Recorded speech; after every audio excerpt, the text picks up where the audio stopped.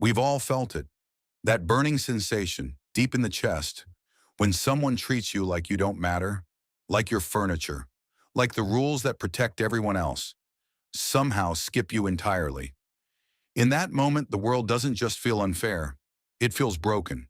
And from somewhere ancient inside you, a single thought begins to hum.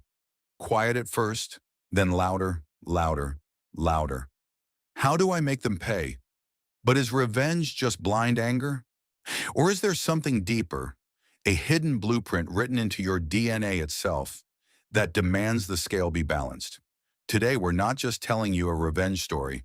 We're handing you the science of why your brain treats justice like a drug. Meet the dorsal striatum. Hidden inside your skull, this is your brain's command center for reward processing. And here is the fact that should permanently change how you see yourself. When you imagine your enemy failing, when you picture them stumbling, losing, being exposed, this part of your brain lights up like a Christmas tree. It floods your body with dopamine, the same chemical that powers ambition, that powers love, that powers addiction. Now here's where it gets truly extraordinary. Research shows that the anticipation of revenge, the planning phase, delivers more pleasure to the brain than the act of revenge itself. This is why some people spend years building their response in silence. From your brain's perspective, it's not obsession, it's self-medication. Every plan is a hit, every step forward is a dose. Your wounded ego has walked into a pharmacy, and your brain is running the counter. Let me tell you about Mark, an architect. A man who spent 3 years of his life pouring everything into a single revolutionary design. His boss looked at those blueprints and saw something else entirely, an opportunity. He stole them, filed them under his own name, and then, to ensure Mark couldn't fight it, he fired him. No warning, no severance. One letter, one locked door. Most people would have screamed, cried, sent furious emails they'd regret. Mark did none of those things. Mark waited. For 2 years, Mark didn't rage. He researched. Every safety shortcut his former boss took, documented. Every falsified permit, photographed. Every contractor cheated. Every worker put at risk for profit, recorded. Mark was building something his boss would never see coming. A 200-page dossier of irrefutable truth, organized the way only an architect can organize. Load-bearing, precise, impossible to ignore.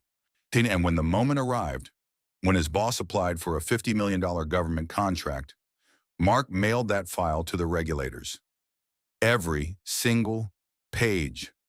The company went bankrupt within the year. The boss lost his license. And here's the part most people miss when they call this revenge. Mark didn't just help himself. Every future employee that man would have exploited, protected. Every contractor he'd have cheated, spared. Psychologists call this altruistic punishment. When you remove a toxic actor from a system, you don't just balance your own scale. You make the entire world a fraction more just. Why do we crave this so deeply? The answer goes back further than civilization itself.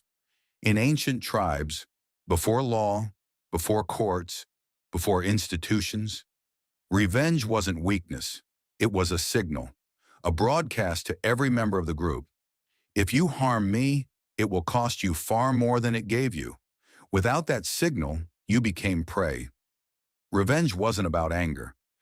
It was survival, the original deterrent, the very first law ever written, not in words but in consequences. Today we don't use spears. We use documentation, exposure, and patience. But the impulse behind it, the demand that the scale be balanced, comes from the same 200,000-year-old source code running quietly beneath everything you do.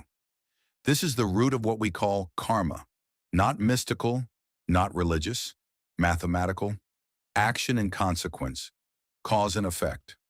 The universe keeping its own books. And here is the final truth, the one most revenge stories never tell you. The most dangerous, most powerful thing you can do to someone who has wronged you is not to make them suffer. It's to make them irrelevant, to become so absorbed in building something extraordinary with your own hands that their name barely crosses your mind anymore. Not because you've forgiven them, but because you've outgrown them. Because you've chosen your own future over their past behavior. The best revenge isn't making them cry, it's making them invisible. It's living so fully, so completely, so beautifully, that even you forget they exist. Automate your karma. Let your work do the talking. Let time, patient, merciless, mathematical time, settle every account. Because the universe, it always does,